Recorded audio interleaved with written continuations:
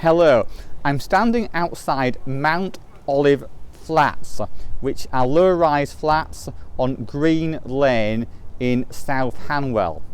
Now, you might think it's rather strange to have a local history YouTube video by Dr. Jonathan Oates, Borough Archivist, which concerns 1980s low-rise flats. It doesn't seem to be very historical.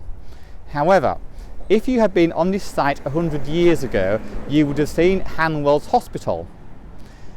In 1897, Queen Victoria's Diamond Jubilee was being celebrated. Many people wanted to have something permanent to mark the fact that the Queen had been on the throne for 60 years.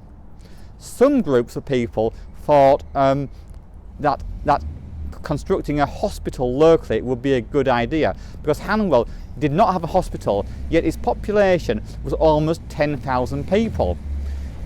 The nearest hospitals were Ealing, which is really for Ealing people, and that was very small, and there was no hospitals in places such as Greenford or Southall or Acton or anywhere nearby. So if people wanted medical treatment in Hanwell in the 1890s or before, they'd have to pay one of the several doctors who lived and worked in Hanwell, and of course many people couldn't afford doctors' fees.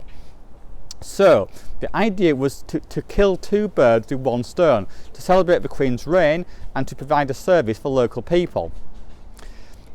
So in 1897, the Queen Victoria Cottage Hospital was established here in Hanwell, and by 1900 it was built, and there was even a picture of the Queen just inside the entrance of the hospital. Now, it was a very small hospital. It was not funded by either the council or by government, but by local people contributing amounts to the hospital's running. So some people gave donations and some people gave standing orders and would contribute a small sum every year. The hospital also led to the foundation of Hanwell Carnival. Hanwell Carnival, which has been going for many decades, was originally created in order to help to finance the hospital and to pay for medical bills and the wages of the nurses and other attendants. In 1918, it was decided with the end of the First World War that the First World War and the local men who served in that war, their sacrifice should be commemorated. And therefore, the hospital was expanded and its name was changed to be called the Queen Victoria and War Memorial Hospital. And that was opened by Princess Alice in 1923. It was still a very small hospital, relatively speaking.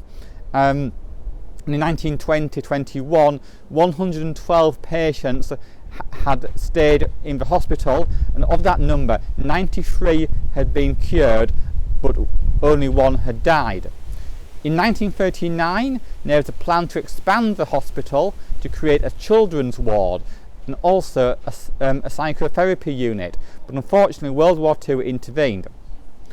In 1948, the hospital ceased to be run and financed by local people, which had always been the case for the last 50 years, and instead was taken over by the newly formed National Health Service. So it was now run as part of a large organisation which is funded and administered by government rather than local people.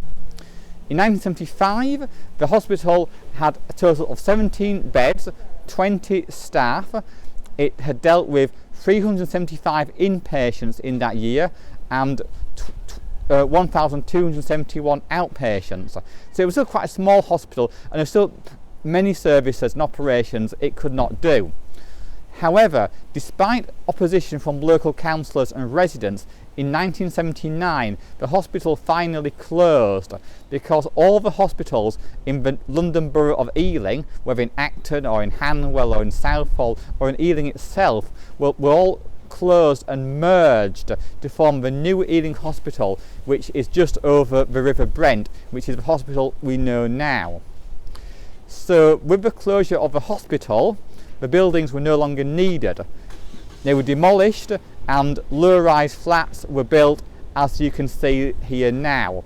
The only physical remains of the hospital are a small block which is by the which is by the side of the road, Green Lane, at the outside of the flats, and it has one word on it, Hanwell, and that is the only part of the hospital that physically remains. Although in the local history library collection we have some of the archives of the hospital, and we also have some photographs of the hospital which you are seeing today.